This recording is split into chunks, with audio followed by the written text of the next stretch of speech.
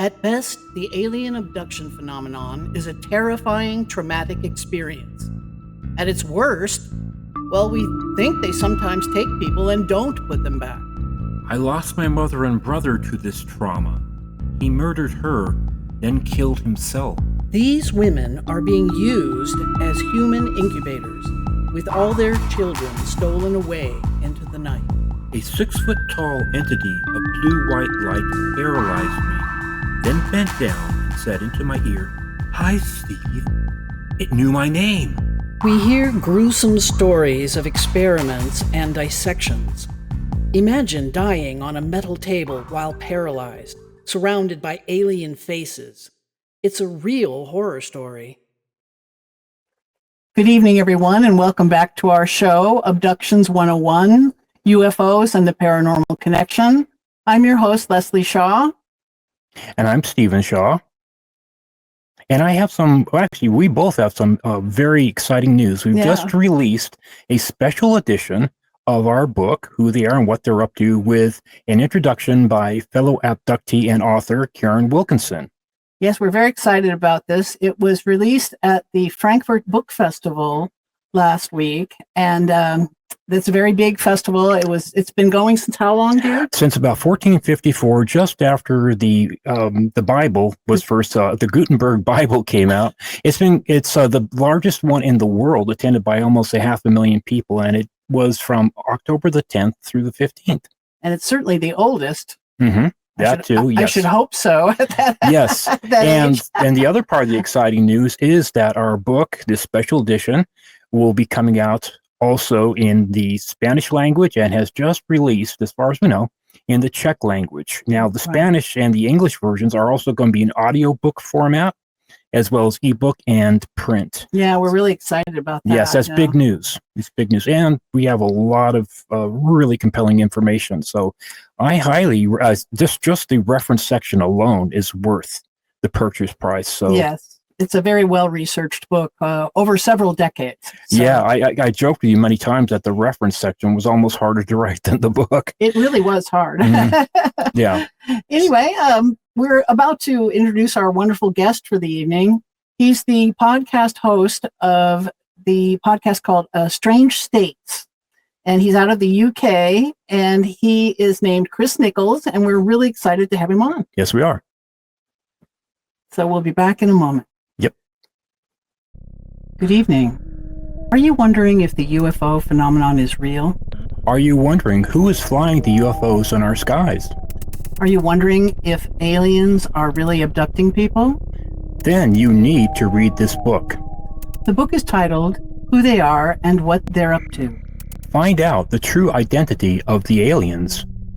Learn a very brief history of the UFO cover-up. Find out where the aliens are hiding. Find out why our government is in league with them. Learn about their bizarre hybrid breeding program. Find out why their technology is 13,000 years ahead of ours. The reference section of this book alone is worth the price. Again, that was Who They Are and What They're Up To by Leslie and Stephen Shaw. Now available on Amazon and coming soon in the Spanish and Czech languages.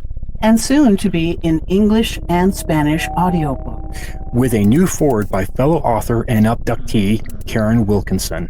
Again, that was Who They Are and What They're Up To by Leslie and Stephen Shaw, now available on Amazon. Good evening, everyone. Welcome back to our show, Abductions 101, UFOs and the Paranormal Connection. I'm your host, Leslie Shaw. I'm Stephen Shaw, co-host. And welcome back. And we'd like to introduce our wonderful guest for tonight. This guest, he lives in Yorkshire, England, Northern England, and we've been guests on his show twice. Yeah, we've been guests with him twice, and we're reciprocating back by having him as our guest tonight. He's the creator of the Strange States podcast, a growing platform on Instagram and YouTube, dedicated to uncovering the paranormal and exploring the unexplained, with a passion for mysterious encounters and eerie stories. Chris brings strange phenomena to light for curious minds everywhere. And that was us to a T. we had a very bizarre, eerie stories to share on Chris's podcast. So yes, we did.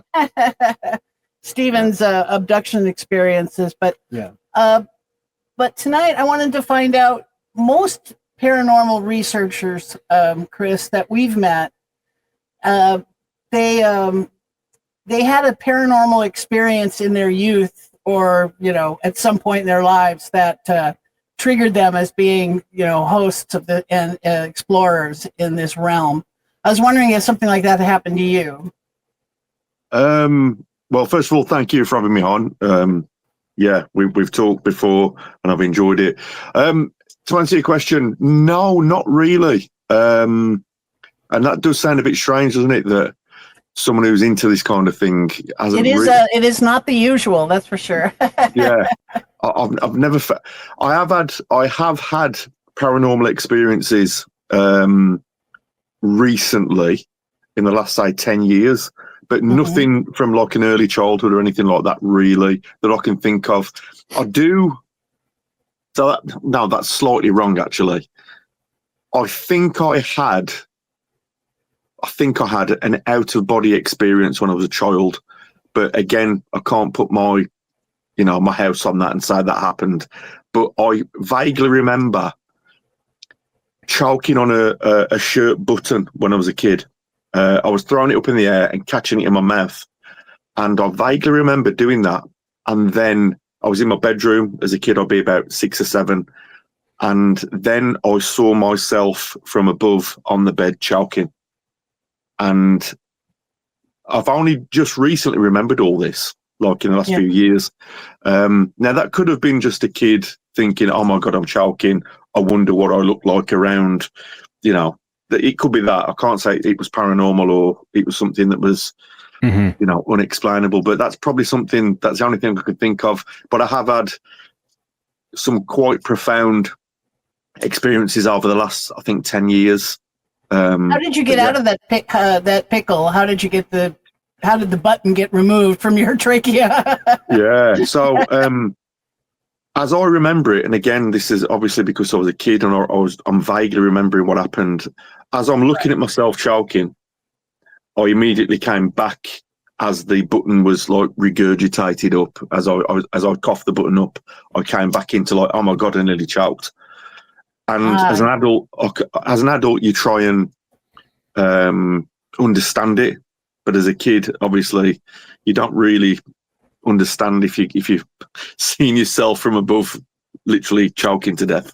But that sounds like a near-death experience for real. Like you got it temporarily ejected, your astral body ejected from the physical body long enough to look down and see yourself. It's not uncommon.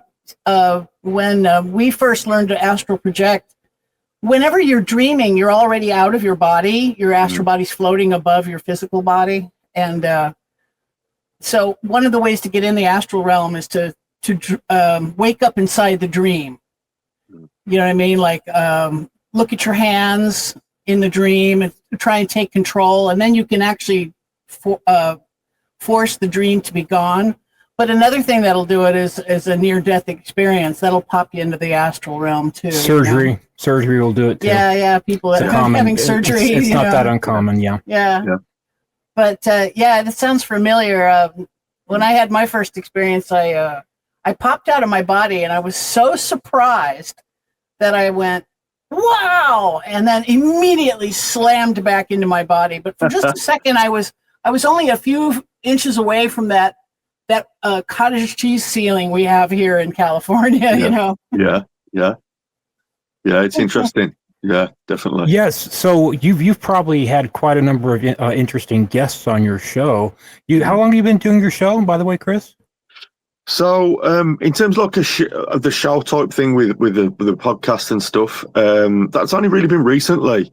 But what I've done is I've been the guest on lots and lots of different podcasts, and we've just started a YouTube channel. Me and 2 friends are in the midst of bringing together all of the things that we do on Strange States and trying to move it over to YouTube, which has been a bit of an endeavor because life gets in the way. But I've been doing this personally for about just over 3-4 years, maybe, since lockdown, since the COVID thing.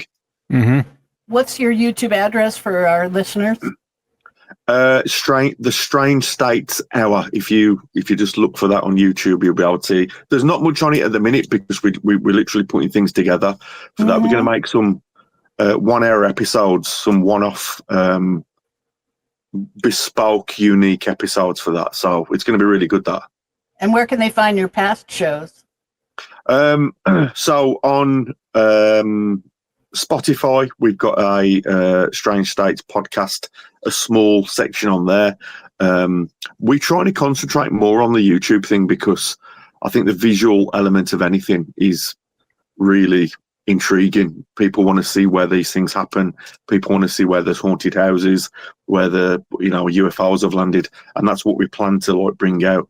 But in terms of the Instagram thing is probably our biggest promoted platform.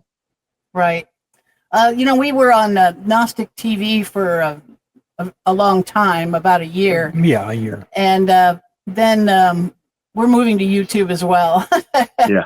So welcome. Thanks for everyone tuning in. So we're just getting started ourselves. I think we're on episode 12 on YouTube. Yeah, unfortunately, we couldn't get a count on how many people were watching our show. And that was very frustrating. When you're on YouTube, you live and die by the number of people that are watching. Yeah. As far as getting advertising and that's the kind of stuff on your show and whatever. So we felt those statistics were important to our future, so we decided to move to YouTube. But the Gnostic shows are still there, and they're lovely people. We don't want to say bad words against them, but we just weren't the right fit. Yeah, we weren't quite a right fit. Yeah, definitely. Yeah. So in the recent past, I know you're just getting started, but let's say, for instance, have you met or have you had people on your show that have been, let's say, abductees, or they call these days experiencers, as an example? I've spoken to people who've had experiences in abduction, experiences of seeing things outside their house in the UK. I come from a position of massive skepticism with everything, and I think that's probably the healthiest way to look at anything to do with the paranormal. That's my take on it. The paranormal is whatever you're looking at, whether it's ghosts, whether it's cryptoids, whether it's the UFO phenomenon. If you can keep your head fairly clear and be open-minded, but I always ask one question. I've said this to a lot of people. With any paranormal question, I always ask, what's more likely? What's more likely? Is it more likely that you've seen something that can be explained, via, is it a light in the sky? Is it a drone? Is it a helicopter that's far away and it's moving in a way? Is it that your eyes are seeing something that isn't really there? Is it pareidolia? I always ask those questions first. And then, like Sherlock Holmes used to say, if you come to all of those conclusions and get no answer, what's left is... What's left, yeah. Is the answer. There, that's the answer. Right. I agree. One of the things that we push in our theories is the observable characteristics. The 7 observables, actually. Yeah, we've added a couple to Luis Elizondo's list. But Luis Elizondo in his show, he was talking about the 6 observable characteristics, and they because you're right, a white light in the sky could be any number of things, right? Yeah. But when it takes off instantaneously at 20,000 miles an hour, it's like, okay, now we know we're looking at a UFO. It can't be anything else. And we, especially myself, but we both favor facts over just stories. Yeah. That's, for me, I also grew up fairly very skeptical myself too. And I see there's such a tendency that people start jumping down the rabbit hole right away. If you can prove to me that you can't explain it and other people saw it too. Yeah. And, things such as that. And also, personal experiences, but you've got to take my word for it. That's one thing that I hate. take my word for it, because that almost says that, I'm lying, when somebody says that expression. Okay. So, but yeah, definitely, for example, like this, three eye Atlas comet that's coming through. Okay. It's going to do a once through our solar system because of its trajectory. It's not an orbiting comet that orbits our sun. They call it interstellar, and all that means is that it's going between two stars. Okay. Now, there's a possibility that the brown dwarf that's 50 billion miles away from us could be considered a star. So they're also saying this coming from the Oort cloud, which is up to 200 billion miles away, but it's still part of our solar system. So, but now NASA's saying, well, we've done observations of it, and it has a liquid core. Okay, it has like a plasma-based core. So they're saying it can't be a spaceship. And there's other people like Miki Shima and other astrophysicists are saying it could very well be, because it's doing adjustments as it gets closer to Mars. It's doing carbon dioxide gas adjustments to adjust its orbital pathway. So, there's people in both camps, and some of them are pretty bright people. So it's like, how do you sift that? Well, didn't the one before it, Oumuamua, make a course correction or something? I think as we know, meteors don't, and asteroids don't make course corrections, unless they've got like a gravitational force put upon them somehow, or if it's a manned craft. It's sped up. Sped up at a certain point, I believe. And there was actually one that I can't remember the name, but apparently there was like one before Oumuamua that was maybe 4 or 5 years before that didn't get a lot of press. But it is unexplainable. To me, it's unexplainable at this point. It could be either way, so. Isn't it supposed to crash into Mars or something? It was like, that's what I've heard. Yeah, it was going to pass by within a few million miles, and it's gotten closer. The closeness to Mars as it gets closer, and it's shining white, whitish green. These flares of white green, and then the apparent gas emissions from the tail that are causing it to become closer and closer as it gets closer to Mars. So it says it would just take a 1 or 2 degrees for course correction for it to actually hit Mars. So it went from being it's going to be not even near miss to being, it might just be a very close miss. So we don't know yet. Apparently October is the time. If it's going to hit, it will hit in, I think, like October 8th or 10th or something, or 5th. Somewhere around in there. Be really interesting. We live in interesting times. Oh, definitely. I wonder if it's going to slow down and land on Mars. That would be a further evidence that it's not just a rock. It's going over 50,000 miles per hour. It's going a lot faster than our ships can go. And so it's going faster than even the orbit of Mercury. So for whatever, it's not behaving like the typical comet would. Wrong pathway, wrong speed, making course corrections. It's still, they say it might be one of these comets that actually formed our solar system, like a progenitor type comet that had the iron. And the other thing too is that apparently it has iron. I mean, it has nickel as part of its body, but without iron, or they're almost always iron nickel. But this one shows that they're theorizing that shows that it was manufactured, because it doesn't have iron and nickel together. It has nickel. Yeah. As far as we know, nickel alone is a manufactured process. Yes. Right? So there's all these anomalies that they're able to figure out by observing it. So it's still open for question to me. I think if Sitchin was here to ask, he would say something like, "This is an advanced scout force of the Anunnaki who are coming our way," or whoever. Yeah. Mm-hmm. Yeah, they're supposed to come through our solar system in.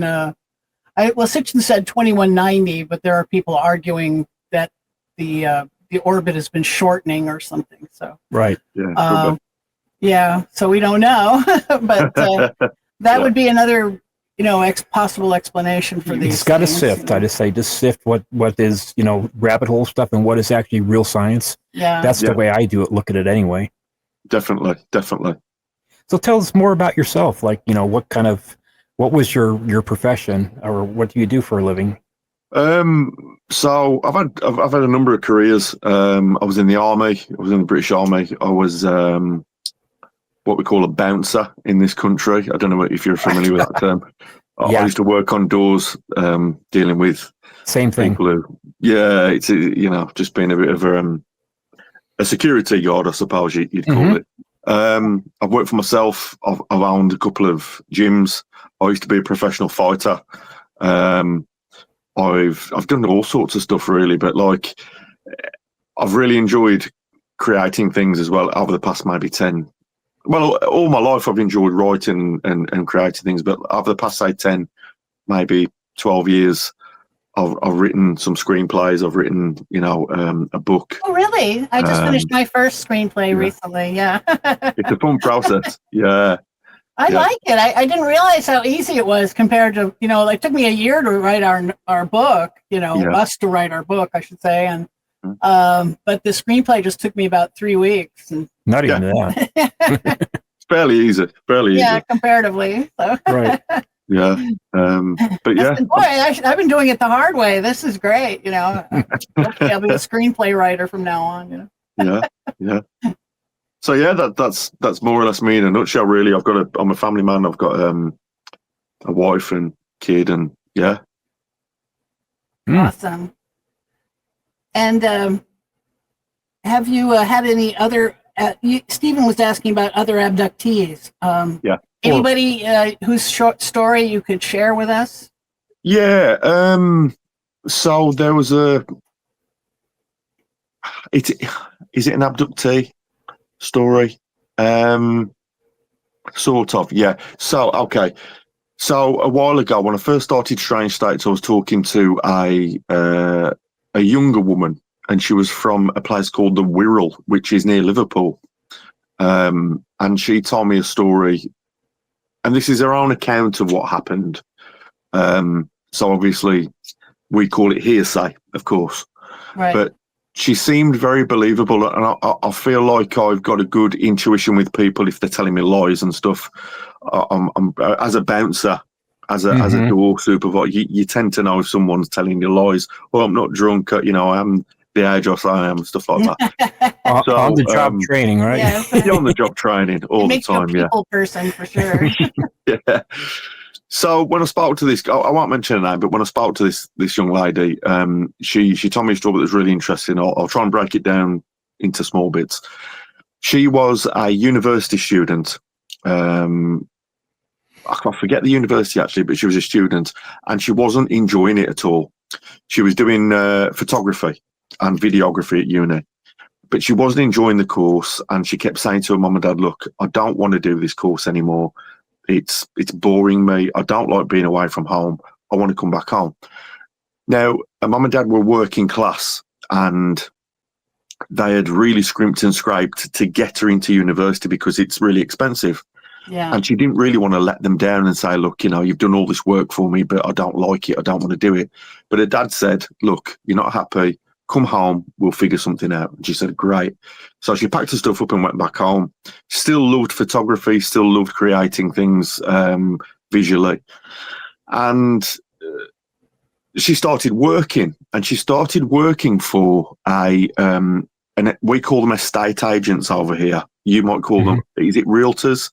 Realtors, yeah. Real estate agents. Mm-hmm. Yeah. So what they'll do is in our country, they will rent out your house and they'll sell your house and stuff.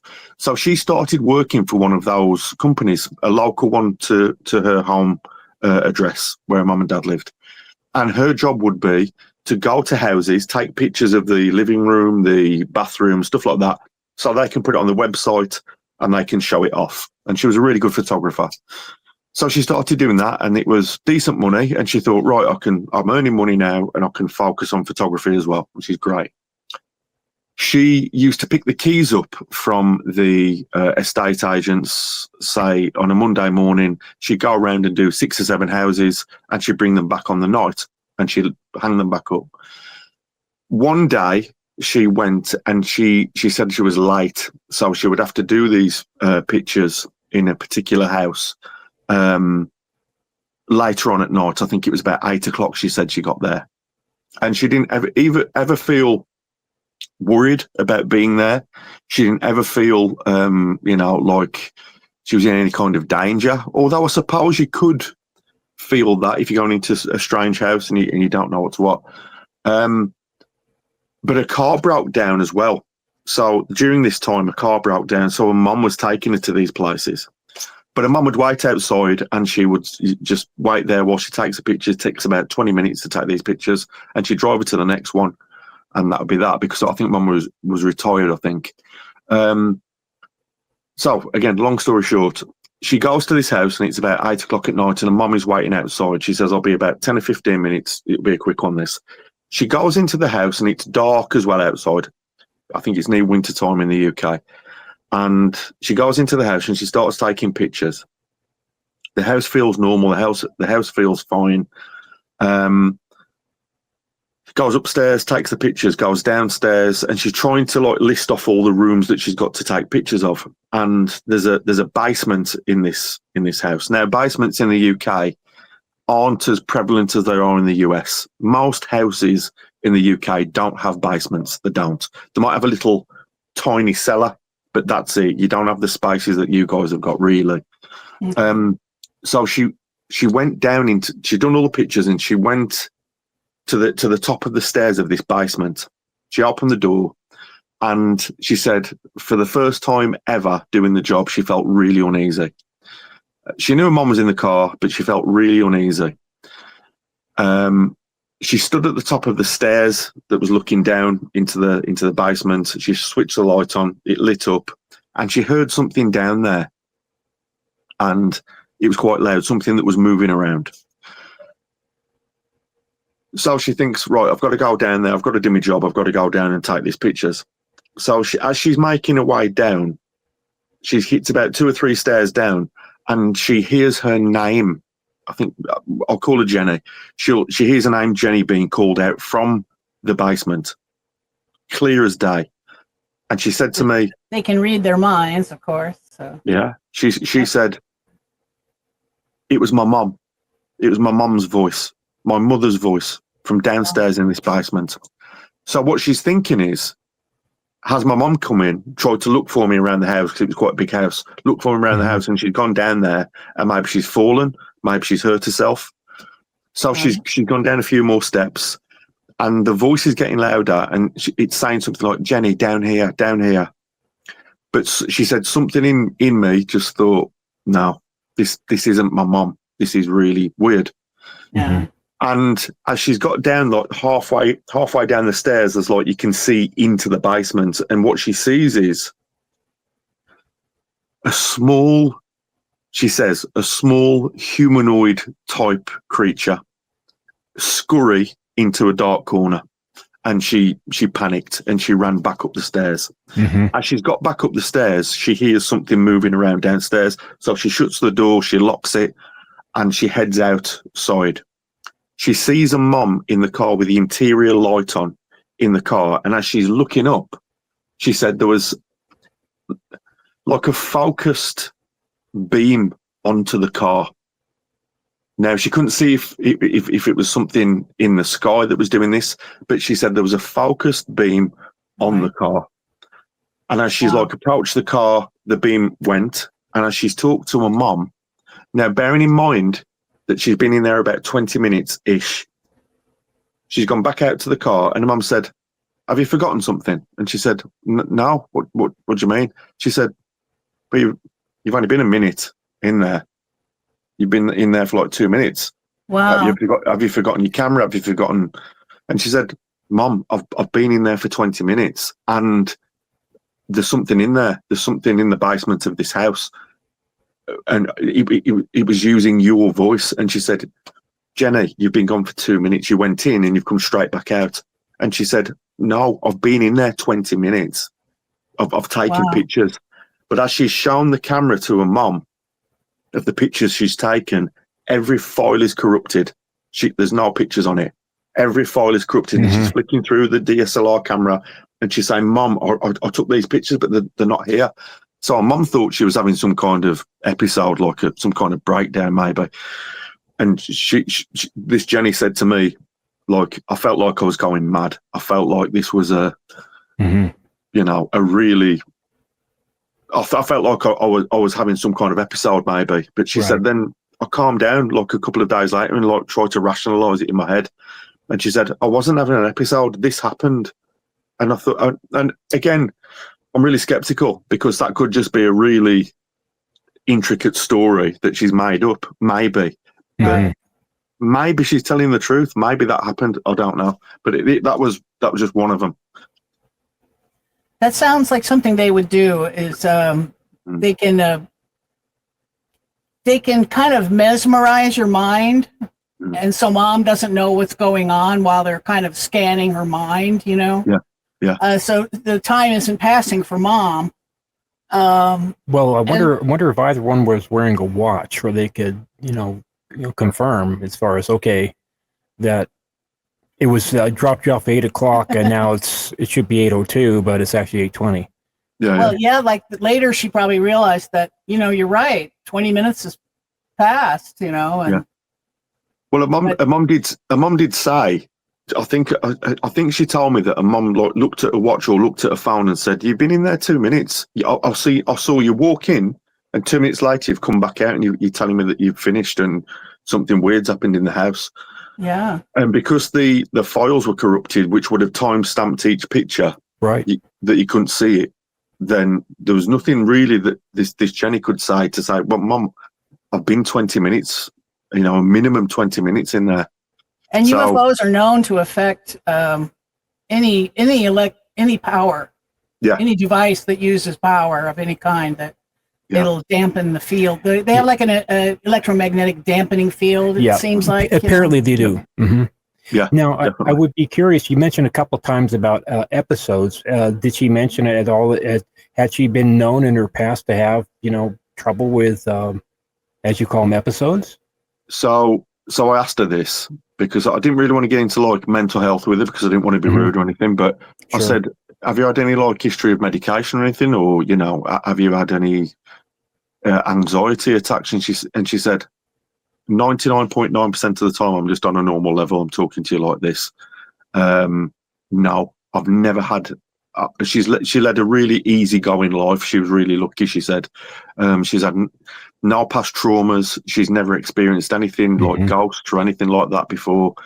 It was I think that's why it freaked her out, because it was the first thing that's probably ever happened to her that made such a significant impact on her. And she said, I mean, this happened. She said it happened like a few years ago, and she said I still think about it nearly every day because it was so weird.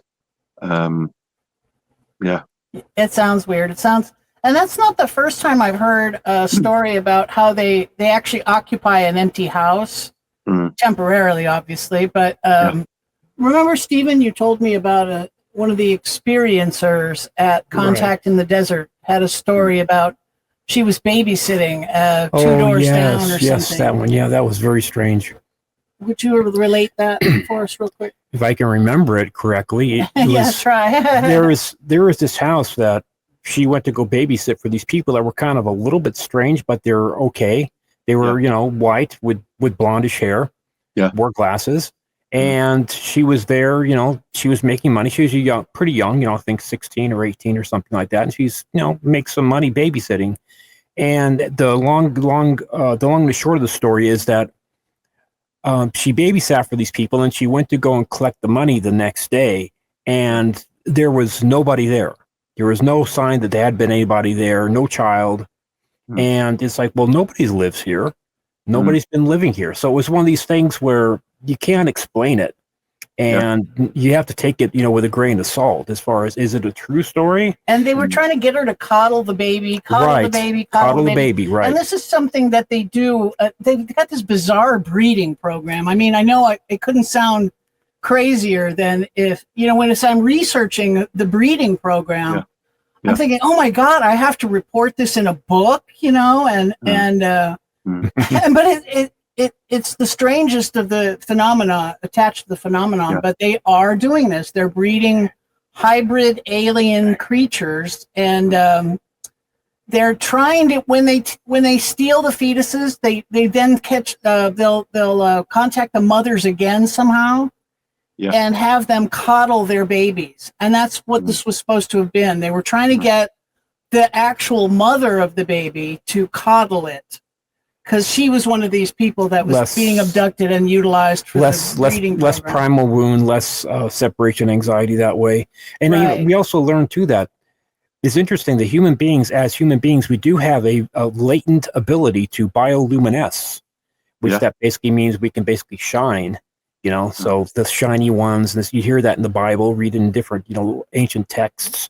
But we do have an ability, I think we talked on the last show we were on with you, that this is something that they will leave behind traces of the bioluminescence on the babies. If the mother coddles the baby, where she holds the baby, you can actually see the bioluminescence. Where the sweat from the baby. So they have bioluminescent sweat, which we think... Well, babies actually don't sweat, but they do leave something behind. Well, the traces of, And so... sorry. So, we think that the UFO phenomenon is actually coming from a breakaway branch of humanity that is living underground. And we would sort of expect to see that kind of a mutation in... Oh, the bioluminescence? The bioluminescence would increase in any organism that spent thousands of years anything underground, that is in low light conditions for an extended period of time develops different characteristics, and one of them is bioluminescence. Also, the change in the size of the eye and whether the rods or cones are dominant in the eye. So and that hair of the alien, how the hair was tested out as human, but it's clear. And we don't make, humans don't have perfectly clear hair like fishing line. That's another mutation I would expect to see in a population of underground dwellers, Yeah, definitely. Yeah.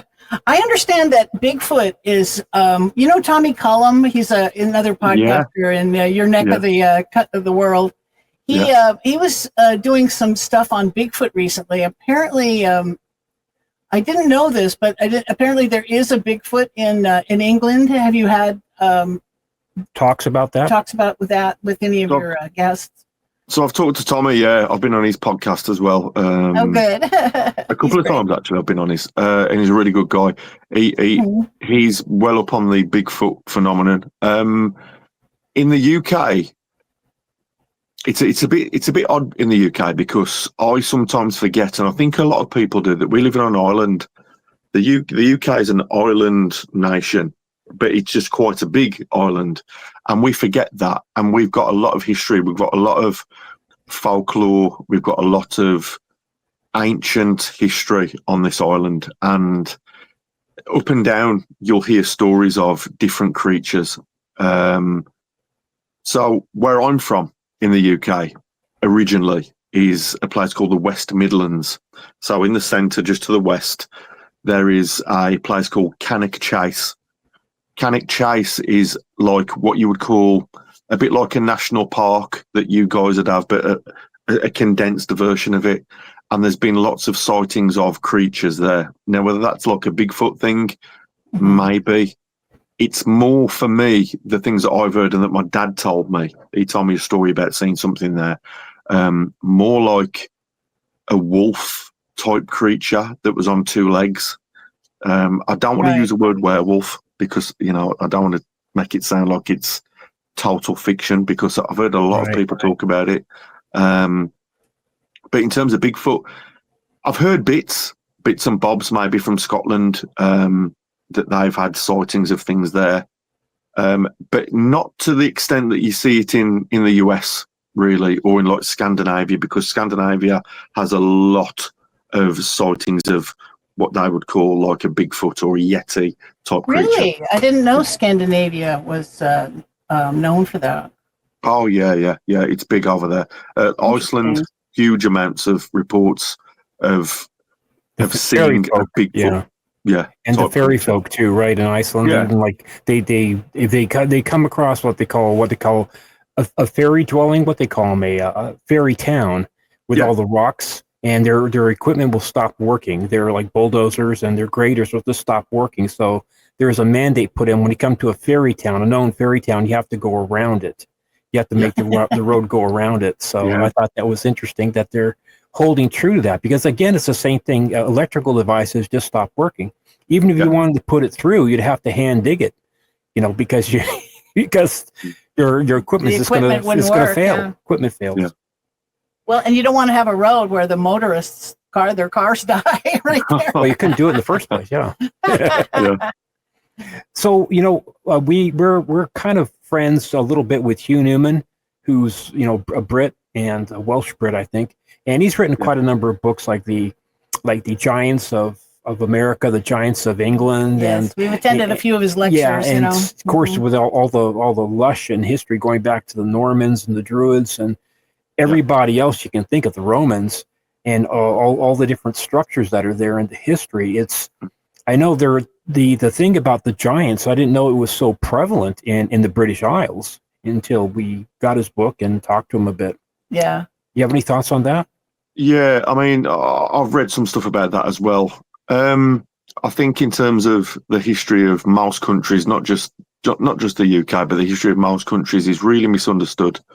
I think when you guys have been to high school and we call it senior school here, you start to learn about pyramids, you start to learn about ancient civilizations. Mm-hmm. And what I've found now is, as a 44-year-old man, most of the stuff that I heard in school has probably been either totally disproven or was on the cusp of just being wrong anyway.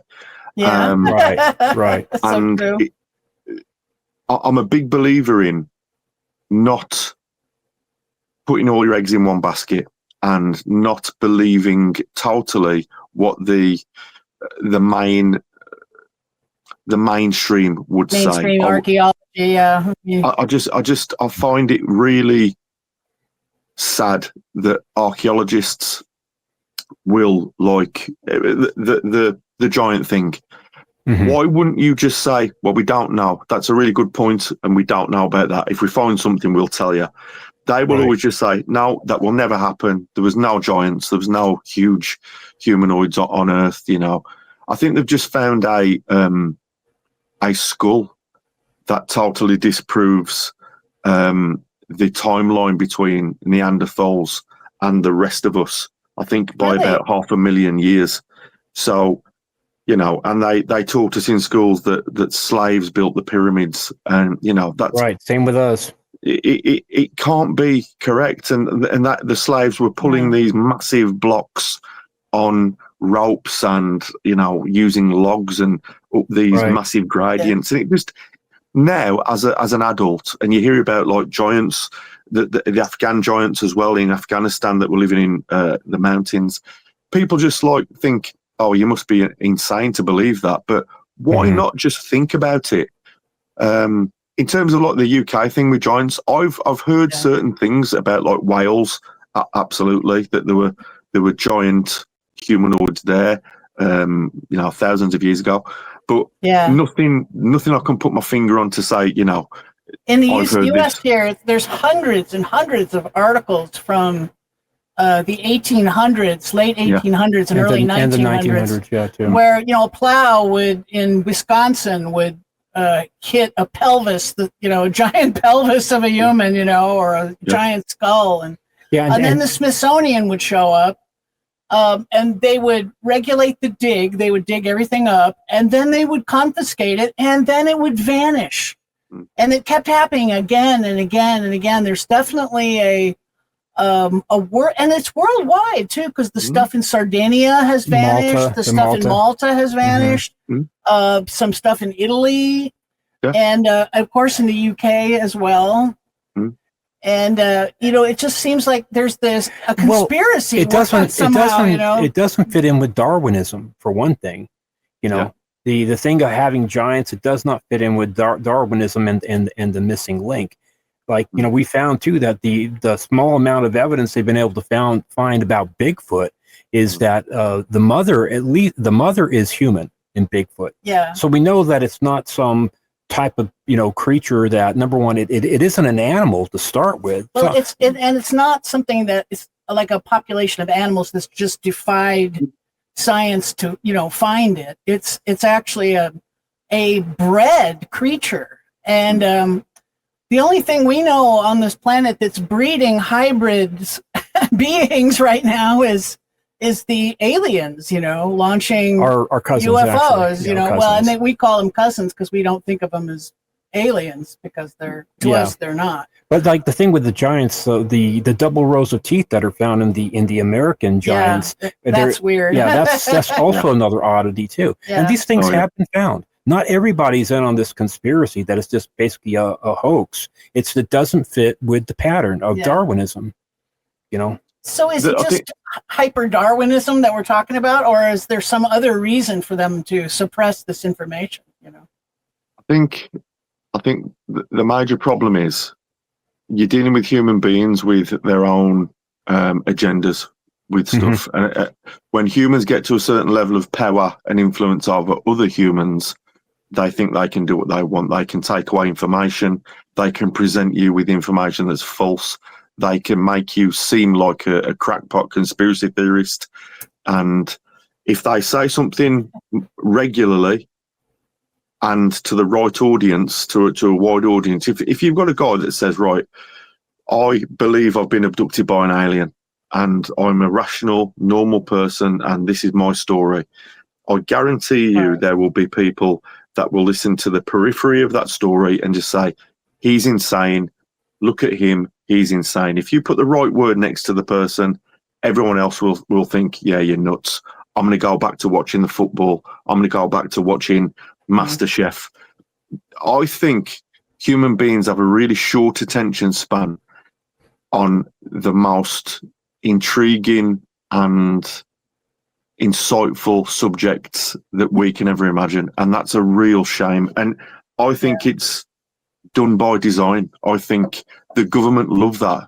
Each government of the world loves that, loves the fact that they can mislead you with silly things. They will say, oh, well, this is on TV this week, you should watch this. Instead, what you should be doing is thinking, hang on a minute, there's a goddamn tic-tac UFO flying across the oceans. What the hell is it? What is it? What does it want? Who's flying it? How is it flying? Exactly. And our government particularly is trying to keep a lid on this information becoming disclosed, and they are pressuring other governments to do the same. Especially Mexico. Mexico especially, but also I think to a certain extent the UK, this policy of keeping everything secret. And Canada too. I think, and Canada. So I think it's kind of started in the USA, and they've been kind of, anybody who's an ally of the USA has to toe the line when it comes to non-disclosure of UFO information to the public. Yeah, human beings, we like to play tricks on people, but we also manipulate. I mean, that's one of the things about, that bad news travels faster than good news. It's funny, like, you guys have the paparazzi over there, right? Yeah. And of course, if they can ever get any type of smut on anybody, boy, that's in the tabloids, and it makes them money. Yeah. Who can get the best picture, compromising picture of a celebrity or a part of the royal family? I mean, one of my favorite artists called Weird Al Yankovic, he did a thing about that. You're on TMZ. He did a song, It seems like everything that a celebrity does is just fascinating, This is what we've got, though. We've got to the point where the most tawdry subject matter, I don't care who someone sleeps with.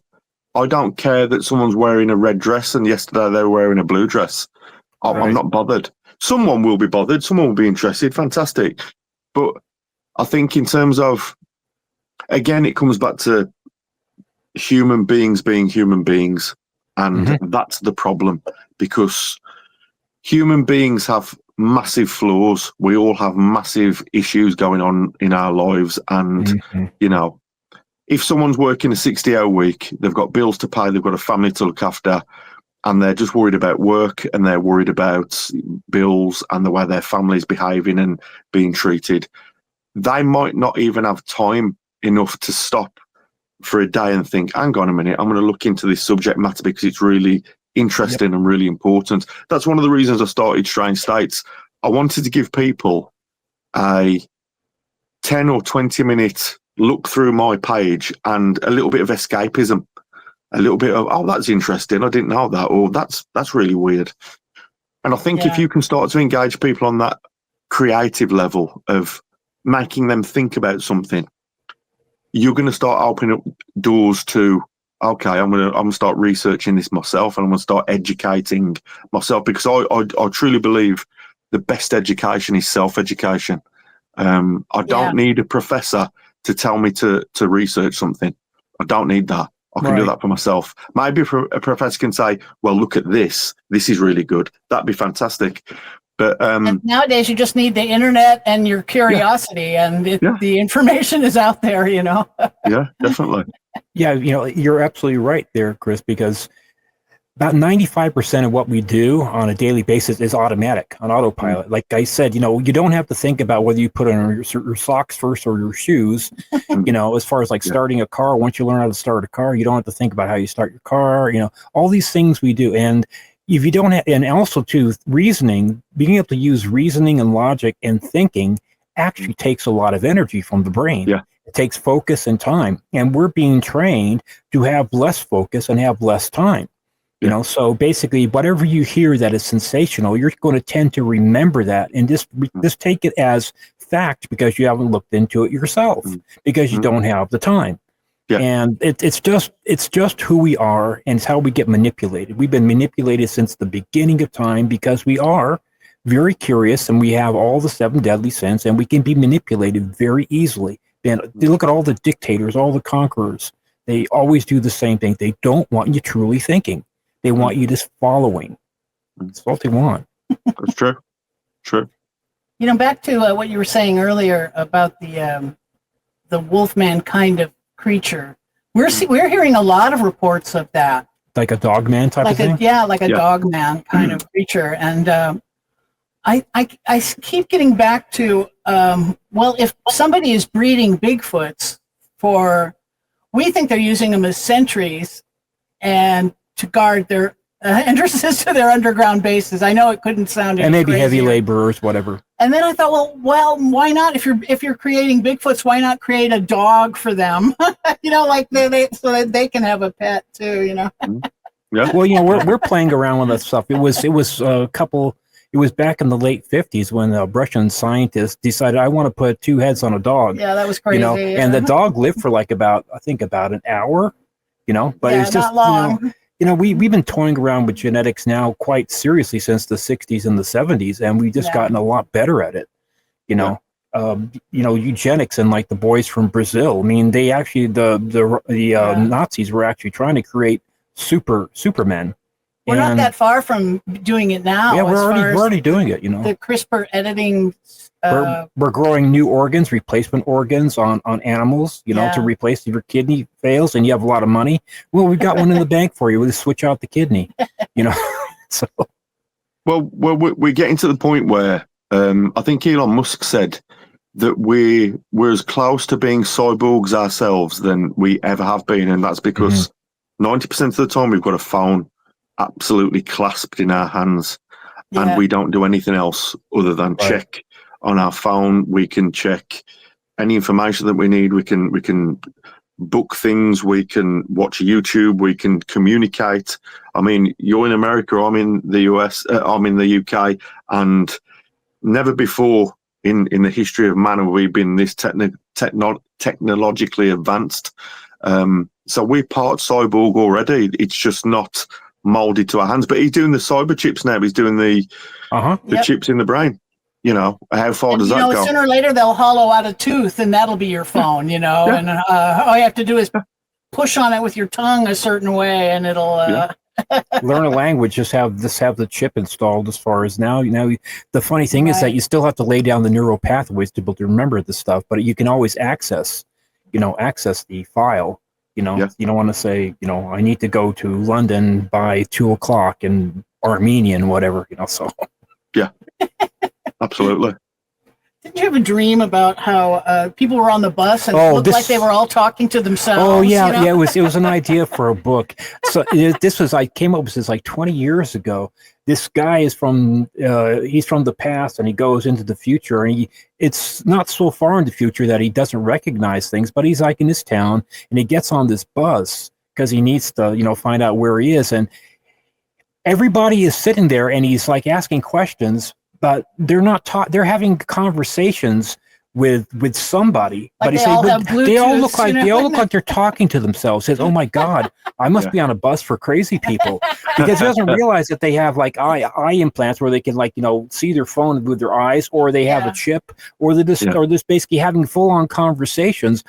And it looks like they're having conversations with themselves. Like they're nuts. Think everyone had gone mad. But actually, they're it's just even in 20 years, how the difference would be from now as far as what we're doing. Yeah. It's ridiculous. It'd be more than exponential from where we are right now. Imagine we're at like 5G right now. They're toying with 6G. You get up to like 8G. You got full on robotics, and literally you could put your brain inside a robot's body and do like a data from Star Trek, become literally like an android, a synthesis between human beings and, machine. And we're not that far from that, we may even have done it, but we just don't know about it, I think we're dangerously close to the Terminator world now. I think we're really dangerously close to having automated war where drones are really prevalent. You're seeing this now with the Ukraine and with Israel, where machines are now capable of, when you take the human element out of a machine, that's a problem. It's a huge problem, because if you start giving automation to something that's not a human being, it's going to start making decisions based on statistics and things that it's been programmed to do. AI is absolutely amazing now, and it will only get better. But I'm scared of it myself. I've seen the Terminator movies. It's scary.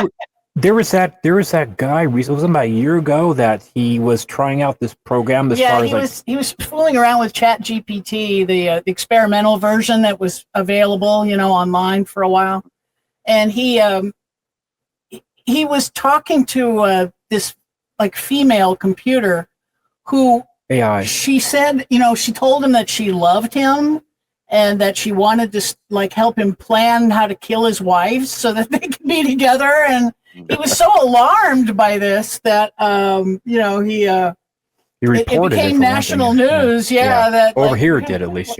Yeah. Crazy. Yeah. That this thing was starting to already pull a Hal kind of crazy. My computer is crazy now and it's in charge. Look out. Yeah. But I've been afraid of it ever since I heard about that. I thought this is kind of scary, and Musk came out and said this is happening too fast, and I don't live and die by what Elon says every day, but he is pretty intelligent fella, and if he says it's dangerous, then I'd sit up and take notice. Well, what really alarmed me was 2 years ago we went to Alien Con in Pasadena, and one of the speakers was William Henry. He's fairly commonly on like Ancient Aliens. He's one of the guys that's kind of on there, and he was talking about even 2 years ago that how the heads of the 5 major industries like robotics, cyber, computers, and there were a couple others, genetics. They got together, and Elon Musk was one of them. They said, we got to cool the jets on this stuff. We're going too fast. And he basically, the end of his speech was talking about the end goal is to basically put our consciousness inside a black box and live out our realities inside a black box and live forever. That's kind of like the way we're heading. We're heading for doing less things physically, but doing it all like in a huge hologram, living our life in like this huge hologram. And he was actually he alarmed me when he was saying this in his talk. He said, "Oh my God, this is actually where we're heading." I mean, it's just a reality. The next generation from 5G to 6G is going to be 1,000 times again. And the computing power. Then it becomes like, what's your imagination level? How many minerals and how many resources do you have, and what's the limitations of your imagination? And how much money do you have? And they don't want people like us having access to that stuff. I think that's probably why Elon Musk now gets a lot of bad press. I mean, he's got a few wild ideas as well, so that probably doesn't help. No. His friendship circle in the past has probably not helped that either. Right. But in terms of the way we're going now with technology, I don't see a lot of good coming from it. I love the innovation with medicine. I think that's great. I think anything that helps people live their lives a little bit better and make things a little bit easier, obviously that's great.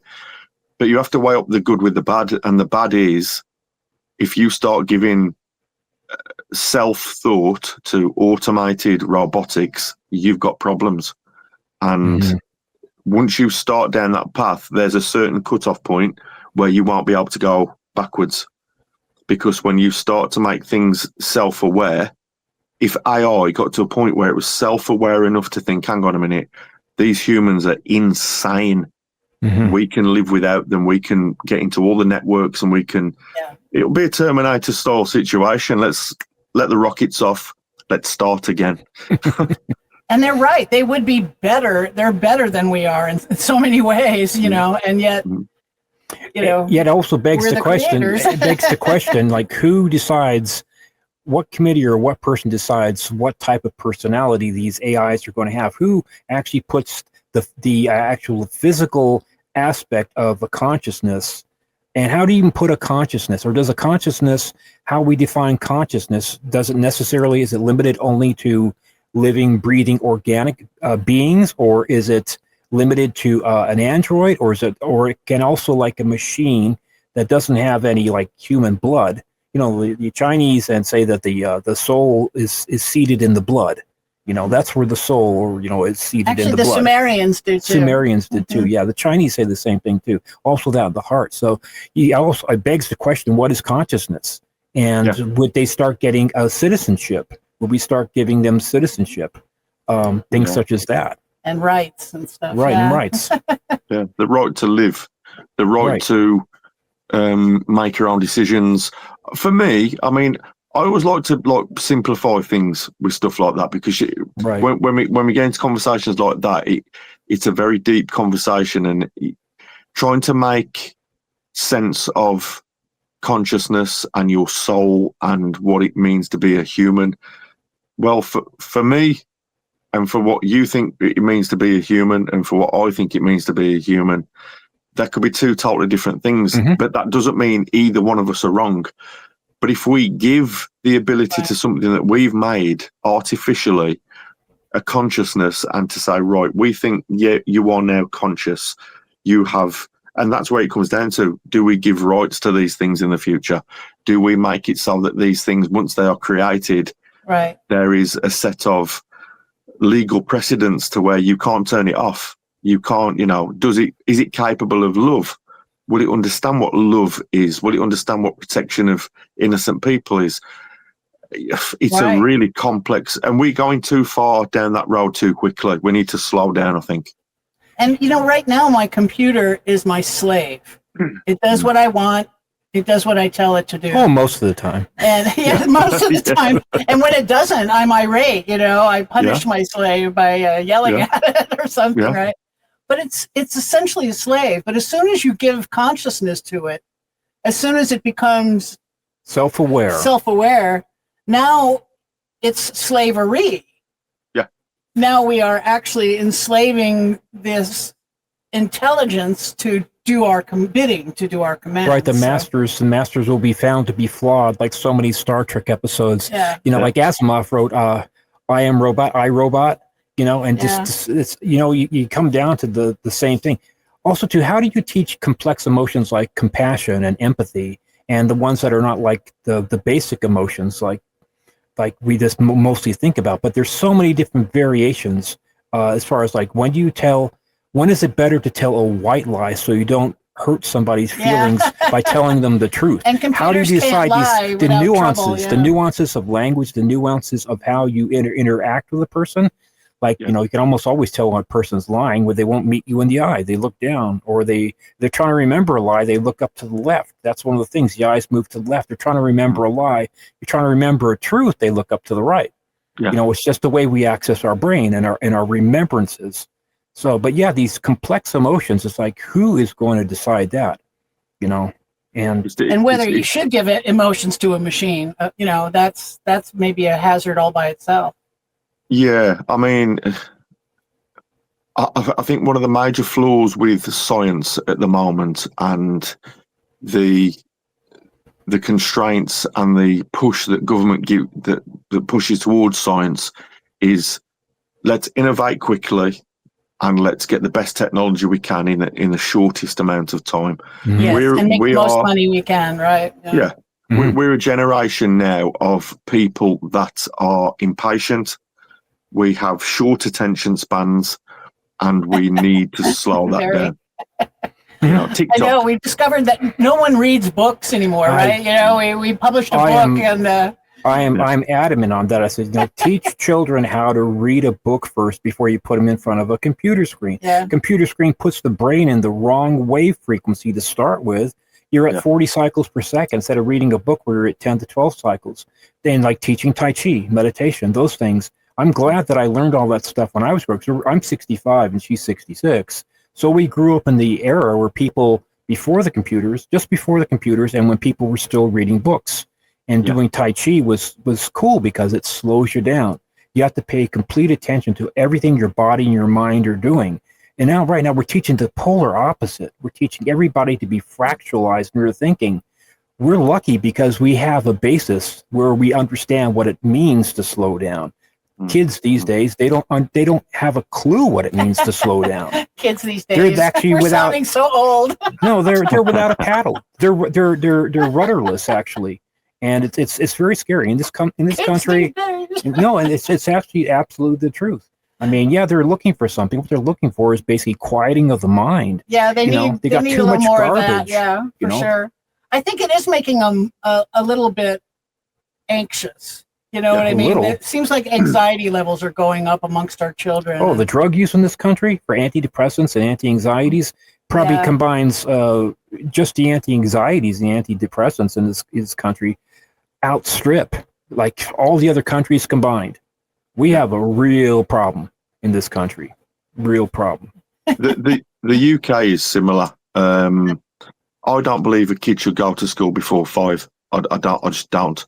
I think when you have your child, you should teach your child from 0 to 5 the things that are really important. Take them out in nature, take them into the woods, take them to the beach, take them on holiday, show them animals, show them food being grown. The formative years are 0 to 5. That's when the brain is a sponge like no other.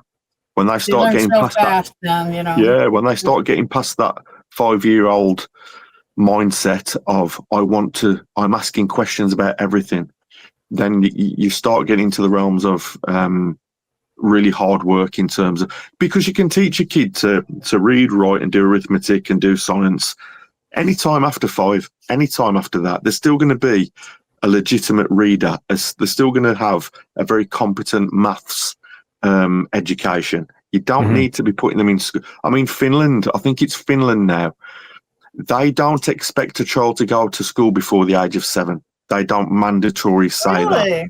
Yeah. And I think, and they've got one of the best demographics of intelligent people on the planet. I think Finland's up there, top 10 at least.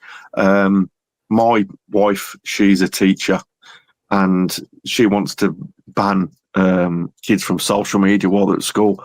And I used to argue with her and say, look, it's a personal choice, and you're going to be, they're going to be neglecting their social education if you take away that. But I've come to realise she was correct.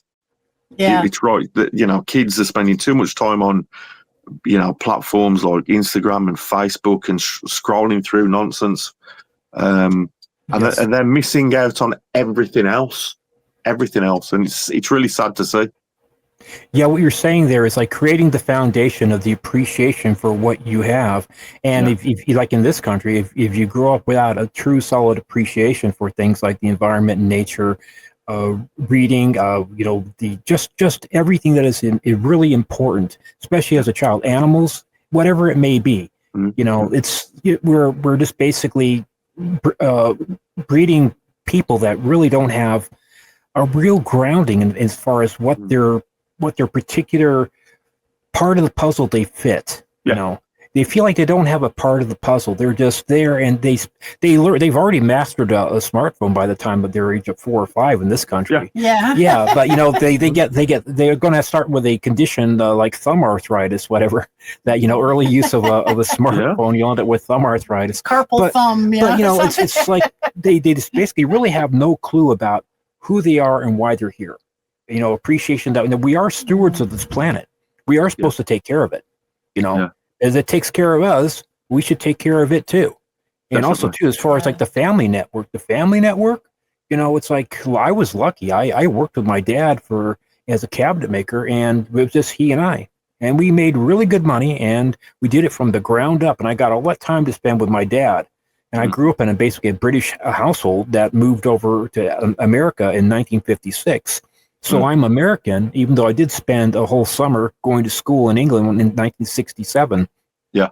Steve was his family's from Manchester for your listeners. And Oldham, Manchester and Oldham. Yeah, for any of your listeners. Yeah, they were like, my mother was 13, my dad was 14 when they met, and they had a 7-year courtship, and then they got married.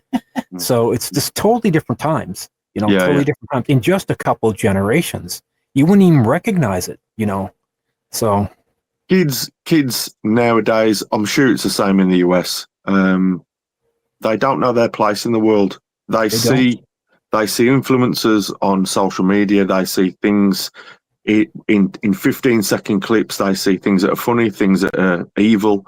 They see things that are nonsense, and they're trying to still work out where their place in the world is. Instead of, we're going to get up on Monday morning, we're going to put some bags on our backs, and we're going to go for a walk, and we're going to see what kind of birds we can see. We're going to see if we can find some water that we could maybe drink if we were out here on our own. The basics of being human and touching nature. I remember a film quote once, a character from a film called The Power of One, and he was a professor, and he said, the answer to every single question you have in life is in nature. And I think that's really important. Yes, I agree. There's a quote from, I think it's from the Tao Te Ching or something like that. It's something along those like Lao Tzu stuff. To fully understand a single grain of sand is to grasp the universe, because on a microscopic level, every grain of sand has every known element in it. If you take it on a mass spectrometer type of thing, so it's literally, to understand a grain of sand, you're having a grasp on what whole building blocks of the universe and our planet, and even the human body is very profound. That was written like thousands of years ago. I agree. Again, it's nature. Yeah. So is your region known for UFO activity? Yorkshire. Not so much the region as more, because there's north and south in the UK. I was born in what they call the Midlands, but that's like a bit of a non-entity, the Midlands. There's like a cut-off line. It's either north or south. Right. So the north has plenty of UFO activity, especially near the coasts, the east coast actually. That's what I've been hearing. Scarborough. There's a place called Bridlington. There's a place called Whitby, which is really prevalent for that. Filey, which is on the east coast. But when you go down south to places like Taunton and places like Torquay, which is right on the coast, you'll hear all sorts of stuff where people have been just looking on a night. They'll sit on the beach and they'll look at the stars, and they'll see just things just dancing all over. But for some reason, they don't ever think, oh my God, what is that? They just think, oh, that's pretty. And then they'll go back to eating, or they'll go back to watching Dancing with the Stars. It's something I can never get my head around. It's crazy. Yeah, it is. It is. People will tell us, it's like, oh, well, I saw something that I don't know if it was a UFO. And then they'll describe it doing something impossible that our ships can't do, like the zigzagging motion they can do. When we want to turn an aircraft around, we have to slowly bank it around in this big U shape, where they can make at speed, full speed V turns, like at sharp angles. And I tell them, yes, that's one of your observables. You have seen, and if you ever officially a UFO witness, you know. And the same thing is if they can go in and out of trans mediums. Yeah. You know, something comes up out of the ocean and then flies off into space. You know, that's obviously a UFO. And Steven saw one of those. He saw a USO with a witness off of the coast of Malibu coming up out of the ocean, and then it did these zigzaggy turns and shot away north. Right. And it's also that they're almost always silent. Yeah. And that's another thing that it's like, yeah, that white light in the sky that's just hovering above me. Yeah. Sure, it could be a helicopter, but where's the sound? Yeah. You know, where's the roar of its blades and its engines? You know, it's why is it completely silent? You know, I think one of the reasons why we have not total disclosure, I think it's coming. I think in the next, say, decade, there will be something more official coming from like big government. I think one of the reasons that we don't have that is because if the governments tell the public we're not top of the food chain, we've got problems. We've got real problems. You'll get something called WROL, without rule of law, and that will come in quickly. People will think, hang on a minute, we're not the ones who are top dogs. We're not the ones with all the weapons anymore. We're not the ones that can end life on this planet. If there is something out there that has the ability to move gravity to its own specific needs, Bob Lazar said this, it's borderline magic. It's borderline. We can't comprehend this. We can't really comprehend anti-gravity, and we can't comprehend the things that we've been told by witnesses all over the world for many, many years now, being taken on board ships, being... I class it as abuse. If someone's touching you in a way that you don't want to be touched, that's abuse. Thank you. Yes, we agree. It's definitely a crime. You know, they're perpetrating a crime on their abductees. And our what we think is, well, you probably think the same thing, that our major governments are tacitly condoning it. Yes, or they're at least allowing it. They're at least allowing it.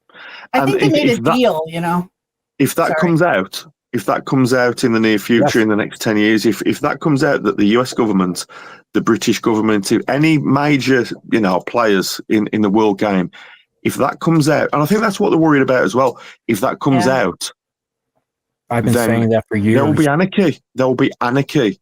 You know, the people will rightly say, you've given your own people up to things that we know nothing about.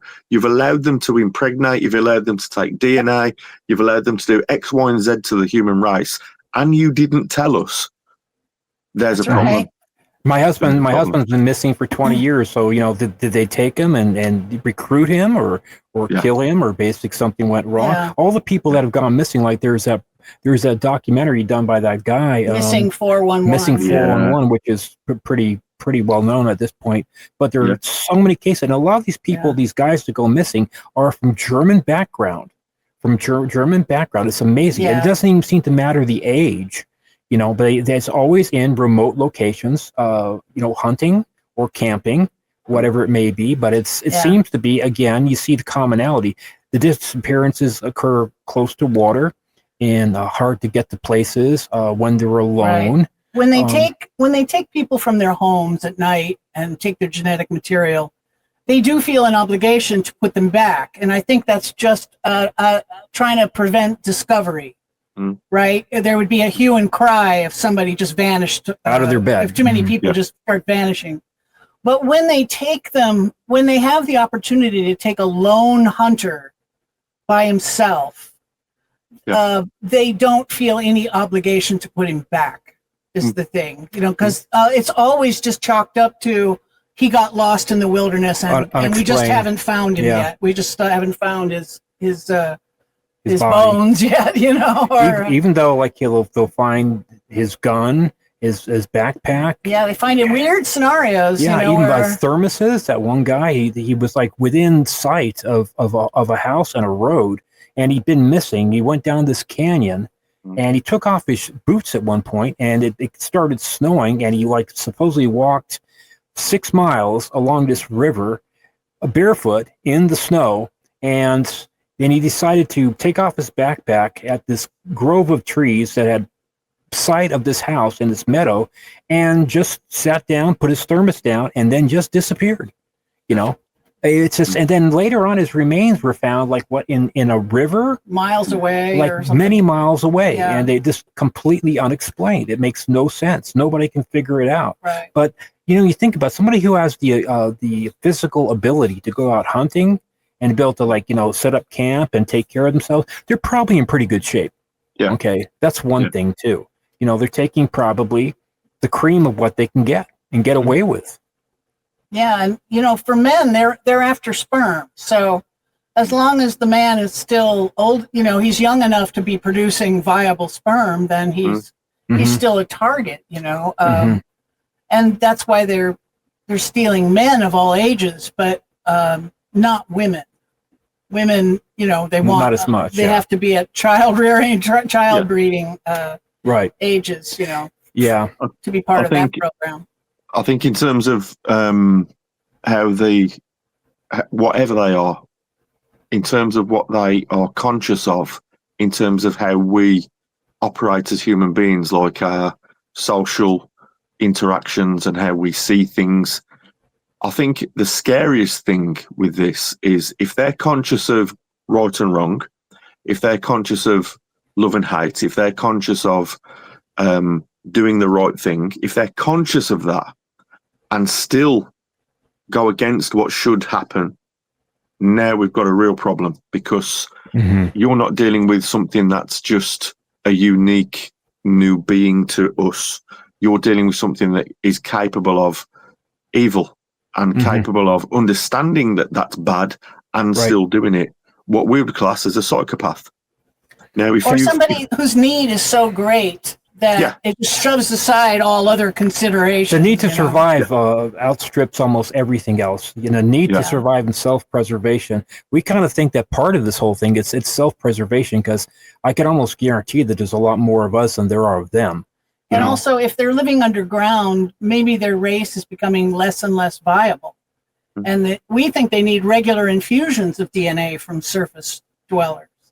That's kind of like it's what they're doing, not what people are saying. I always kind of try and see, what with the phenomena, what are they doing? What do their behavior patterns? What do they tell you by their behavior patterns? Right. It tells us that they need a product. That's what we see. They are harvesting a product, and we are part of that product. Yeah, we provide that product for them. I think you make a good point there, and I think one of the things that people need to take away from, I'm assuming that people who are listening to this or watching this have a decent idea that these things are absolutely correct and real. We're not talking about something that we've made up here. We're talking about something that's I believe is real. I know you believe is real. Very much. The problem is, these things in my eyes are predatory. They are predators. They have to be. And we agree. We have taken years worth of evolving, thousands of years worth of evolving into the humans we are now. And we're far from perfect. I don't know how old these things are. They must be at least as old as we are, if not older. And if they are predators like I think they are, we've got a major problem on our hands.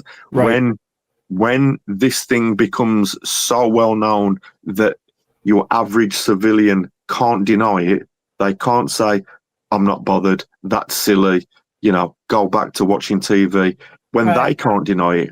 And these things understand that we know they're here now as a collective, instead of a few people like opening up about this and saying this is absolutely real, this is happening, then the problems start. I think then the sightings just become everyday occurrences, and these things will become more and more seen. They won't care as much. I think you make a good point there, though. I don't think there is half as many of them as there are of us, and I think that's probably why they are so secretive. And maybe I think maybe they've made some kind of connection with government in terms of, we've got this technology, you haven't, we could end you in a heartbeat, and we won't as long as you play ball with us and you don't let on that we're here, and we will let you run this world for, the foreseeable future. And that's that. At least the surface of it. Yeah. It's like Pink Floyd said in their song, they want us mostly, our governments want us mostly comfortably numb. Yeah. The TV is our TV and the internet, and phones, our computers are keeping us kind of comfortably numb. It's the TV, the internet is both a fantastic piece of ingenuity and the worst thing to ever happen to the human race. I agree. They have made something that is both sweetness and light and also sour as anything. And depending on the way you use it will depend on the way that you will live your life. And you're right, the government I'm not down on government because we need some governance. I'm down on the way we're being governed. That's the problem. Right. And when I say government, it's the U.S. government. I'm talking about the NSA, secret agents that are hiding this information, not our hardworking mayors and congresspersons and, the part of our government that they're just fine. They're doing their jobs. But then there's this other part that are silencing witnesses, using dark money and not reporting it to our government, and there's all kinds.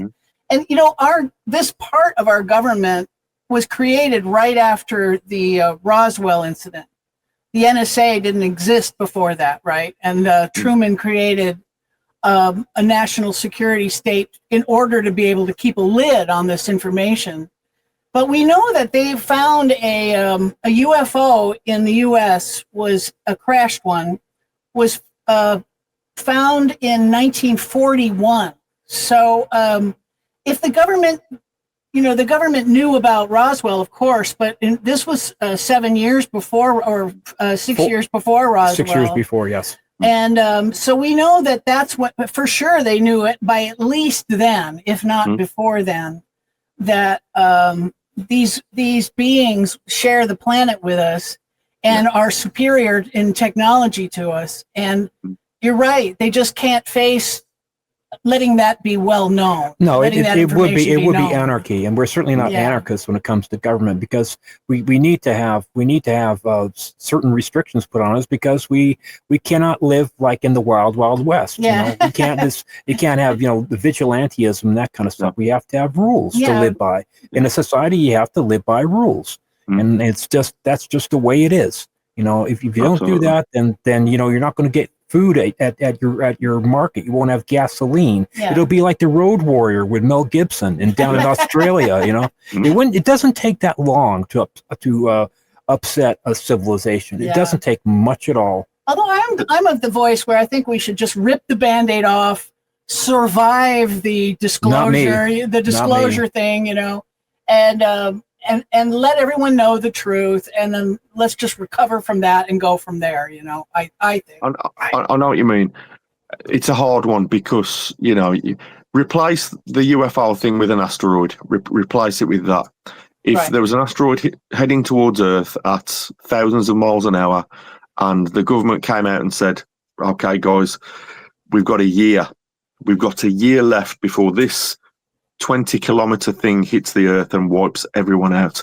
Would it be a good idea to tell the public that, or would it be a better idea to just maybe ignore it and then maybe a day before just say, "Yeah, that big thing that you're seeing in the sky, we've been watching that, and you're going to die, but we've had a good run at it." It's difficult. It's difficult.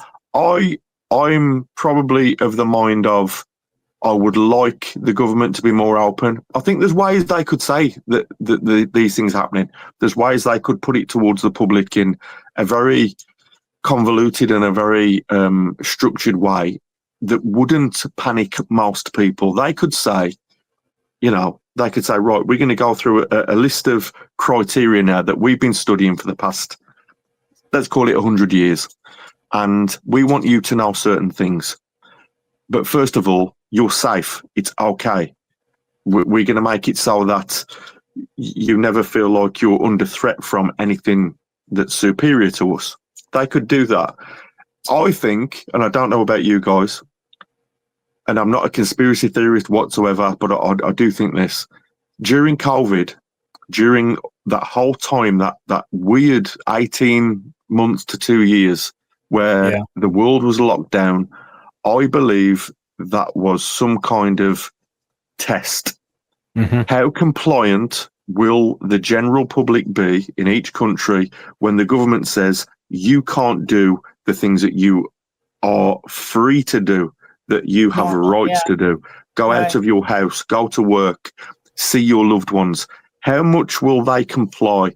And I've thought that for a long time. I thought this is something it's been one huge, will they or won't they comply? That's what I thought. Mm-hmm. And I don't know what data they've got back from that. I don't know. Mm-hmm. Yes, that thought did cross my mind, that this was a big experiment to see, like you say, you put it very, very well about our compliance. A lot of people chafed under it too. A lot of people had a lot of psychological problems. A lot of people died from overdoses. A lot of people still don't think that vaccines are a good way to go. I mean, we didn't just develop vaccinations and things like that for no good reason. A lot of people, they figured that the amount of people that died that didn't take the vaccination, or that if they hadn't taken the vaccination in this country, would have been an extra 2.4 million people would have died if they had not have taken the vaccination. And as it was, a lot of people that were anti-vaxxers at the end, they would say, please give me the vaccination when they're near death. It says it doesn't work that way. Sorry, I can't. You need a time for your body to build the antibodies. Yeah. So if you get exposed to COVID, it won't be that bad. It won't be as bad. It'll be feel like the flu a little bit. But if you don't give your body time to make those antibodies, and you're vulnerable, like you're either too young or you're too old or you're immunocompromised, you are effed. I sometimes wonder if it wasn't our cousins, the aliens again, that maybe introduced it into our species, the surface, in order to cull our numbers a little bit.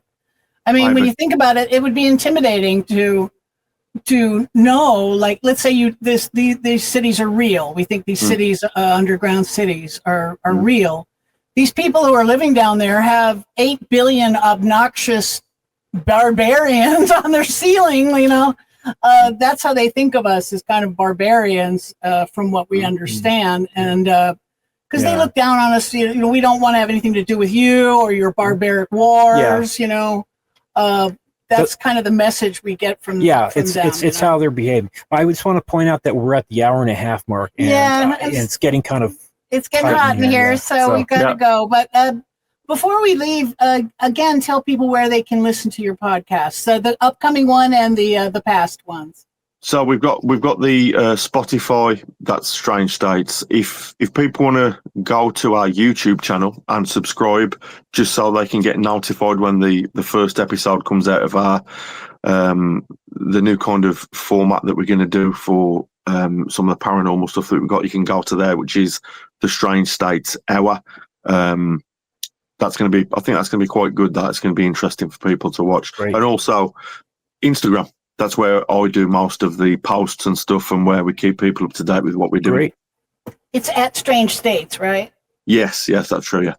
Okay. Great. Okay. And then we are also moving to a YouTube channel, so subscribe to us as well. We're at Abductions 101. UFOs. It's youtube.com/@Abductions 101. Or just type Abductions 101 into the search. We're the second thing down, so that would be easy too. So wonderful. And do you have any other future projects you'd like to share with the audience?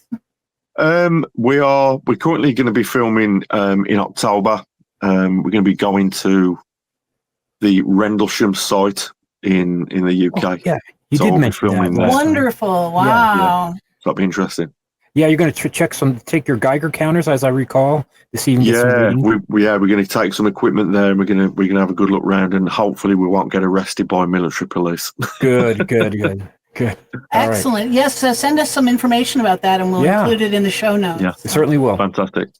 All right, my dear. Thank you so much for joining us. I appreciate it. Cheers. Thank you. Bye, everybody. Leslie, you're kidding me. What? Our merchandise store is up? Of course, my darling. All of our amazing concepts of shirts, mugs, and bumper stickers are ready to go. No way. Way. Even my brilliant Egyptian concept that no one else ever thought of before? Yes, that one too, and lots more. All at our new store at etsy.com/shop/abductions101. Wow. I want a shirt and a mug and... Well, Stephen, and all our curious listeners, just go to etsy.com/shop/abductions101 to see all of our unique designs. I'm going there.